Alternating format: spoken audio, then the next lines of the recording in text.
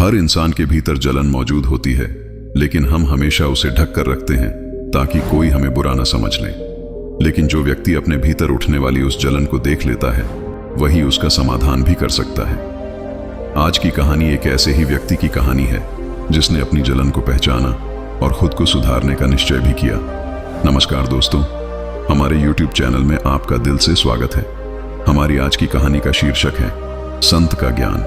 आखिर जलन क्यों होती है? एक महान संत पहाड़ों की कंदराओं में निवास करते थे, इसीलिए जिसे भी उनके पास आना पड़ता था, बड़ा कष्ट उठाकर आना पड़ता था। एक बार संत तपस्या कर रहे थे, तभी एक व्यक्ति पहाड़ चढ़कर उनके पास आया। वह बहुत खौफ रहा था क्योंकि पहाड़ की ऊंचाई बहुत ज्यादा थी। संत ने आंखें खोली और व्यक्ति को देखकर बोले, लगता है तुम बहुत थक गए हो, ये लो थोड़ा जल पी लो। व्यक्ति ने झट जल को ग्रहण किया और कुछ देर के लिए वहीं पर बैठ गया।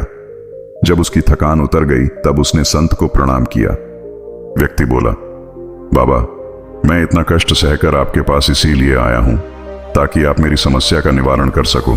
संत बोले, सांसारिक मनुष्य की समस्या तो यही होती है, पैसा, परिवार या समाज में प्रतिष्ठा पाना। व्यक्ति बोला, महाराज, मेरे पास धन की कोई कमी नहीं है, मेरा परिवार भी बहुत अच्छा है और समाज में मेरी बहुत प्रतिष्ठा भी है। संत बोले, तो फिर तुम्हें क्या समस्या है? व्यक्ति बोला, बाबा, इतना कुछ पाने के बाद भी मुझे लोगों से बहुत ईर्ष्या होती है और यह जलन दिन रात मुझे ही खाई जाती है। यदि मैं किसी के पास अपने से ज्यादा धन देखता हूं तो मुझे क्रोध आ जाता है। कितना ही खुद को समझता हूं, पर समझ नहीं पाता कि क्यों यह जलन भीतर से नहीं जाती। मुझे हमेशा आत्मग्लानि महसूस होती है क्योंकि मेरे आसपास वालों के भीतर तो बिल्कुल भी जलन नहीं है, तो आखिर मेरे भीतर क्यों? संत बोले, तुम्हें परेशान होने की बिल्कुल भी जरूरत नहीं है। यह तो मनुष्य की प्रकृति होती है। काम, क्रोध, मोह, माया, ईर्ष्या, इससे कोई भी मनुष्य बच नहीं सकता। हर सांसारिक मनुष्य के भीतर यह सब मौजूद रहता है। अच्छी बात यह है कि तुम्हें अपनी जलन पूरी तरह से दिख गई है, वरना लोगों को तो अपने भीतर कोई कमी ही नहीं दिखाई देती। व्यक्ति बोला, बाबा, मैं यह जानना चाहता हूं कि जलन क्या है और यह क्यों होती है।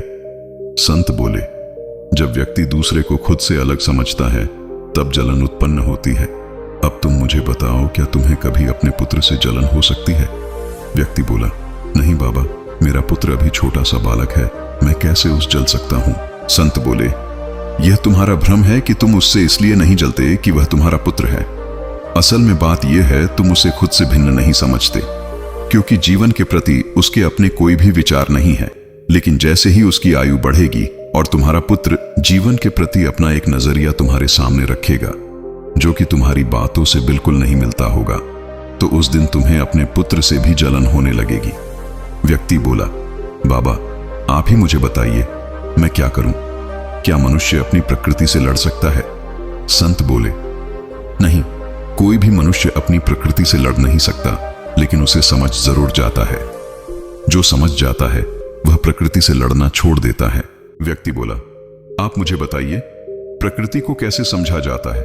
संत बोले, तुम्हें यह समझने होगा कि कोई चाहे कितना भी धनवान हो या प्रतिष्ठित हो, लेकिन उसके बावजूद भी हमारी जड़ें एक है। हम सब ईश्वर से उत्पन्न हुए हैं और किसी में कोई भी भेद नहीं है। कोई ऊपर नहीं है, नीचे नहीं है, कोई सुंदर नहीं है, कोई असुंदर नहीं है। जैसे ईश्वर एक है, वैसे ही सभी मनुष्य के अंदर सभी गुण भी एक है। तुम्हें बस अपने भीतर उठने वाली जलन को साक्षी होकर देखना होगा, ऐसे कि किसी और को देख रहे हो।